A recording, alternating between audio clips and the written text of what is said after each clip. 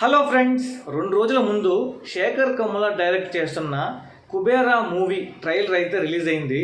ఆ ట్రైలర్ చూసిన తర్వాత ఎక్స్పెక్టేషన్స్ అనేటివి ఇక్కడ ఉన్నటివి ఇక్కడికి వెళ్ళిపోయాయి అనమాట. అంత బాగుంది ట్రైలర్ అయితే కుబేరా మూవీ ట్రైలర్ చూసిన తర్వాత మీరు కుబేరుడు ఎవరనుకుంటున్నారో కింద అయితే ఖచ్చితంగా కామెంట్ సెక్షన్లో కామెంట్ చేయండి.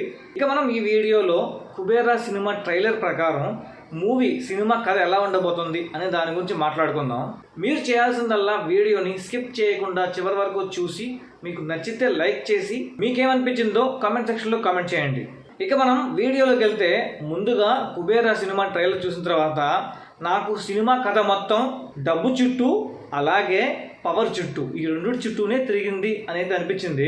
ఇక ట్రైలర్ ప్రకారం కథ ఎలా ఉండబోతుంది అని చెప్పి చూస్తే సినిమాలో ఒక కుబేరుడు ఉంటాడు. కుబేరుడు అంటేనే కోట్ల ఆస్తిపరుడు. సో కోట్ల ఆస్తి ఉన్నప్పుడు దాన్ని హ్యాండిల్ చేసుకునే సత్తా కూడా ఉండాలి. లేదంటే పక్కన చాలామంది రెడీగా ఉంటారు అనమాట. పవర్ ఉన్నోళ్ళు, డబ్బున్నోళ్ళు, వీళ్ళు వచ్చి ఆ కుబేరుడి మీద పడతారు. అప్పుడు ఆ కోట్ల ఆస్తిపరుడు తన ఆస్తిని ఎలా సంపాదించుకుంటాడు, ఆ డబ్బుని కాపాడుకోవడానికి పడ్డ కష్టాలు, ఇవన్నీ శేఖర్ కమ్ముల ఈ సినిమాలో ఎలా చూపించాడో ఎలా చేశాడో మనమైతే థియేటర్కి వెళ్ళి చూడాలి. ఇక మనం నటీనటుల విషయానికి వస్తే ట్రైలర్ ప్రకారం కుబేరుడుగా ధనుష్ ఉండొచ్చు. ఇక దాని తర్వాత కుబేరుడు చేతగానుడైతే ఏం చేస్తారు, పక్కన ఉన్న వాళ్ళంతా వాళ్ళ మీద పడతారనమాట ఆ డబ్బు కోసం. సో అలా రాబందులుగా అయితే నాగార్జున గారు, అలాగే పవర్ ఉన్న పొలిటీషియన్స్. ఇక్కడ ఇంకొక ఇంట్రెస్టింగ్ పాయింట్ ఏంటంటే నాగార్జున దగ్గర నుంచి ధనుష్ ఎలా తప్పించుకుంటాడు, దాని తర్వాత ఎలా వీక్ పర్సన్ నుంచి స్ట్రాంగ్ పర్సన్గా మారుతాడు, అంటే తన డబ్బుని తను కాపాడుకోగలుగుతాడు అనేదే సినిమా.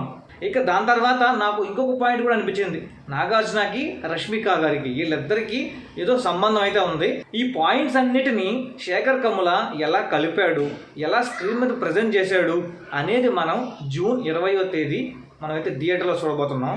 అది మ్యాటరు. కుబేరా సినిమా జూన్ 20వ తేదీ థియేటర్లో రిలీజ్ అయ్యి ప్రేక్షకుల దగ్గర అదృష్టాన్ని పరీక్షించుకోనుంది. ఇక మీకు కుబేరుడుగా ఎవరుంటారు అని అనిపిస్తుందో కింద అయితే ఖచ్చితంగా కామెంట్ సెక్షన్లో కామెంట్ చేయండి.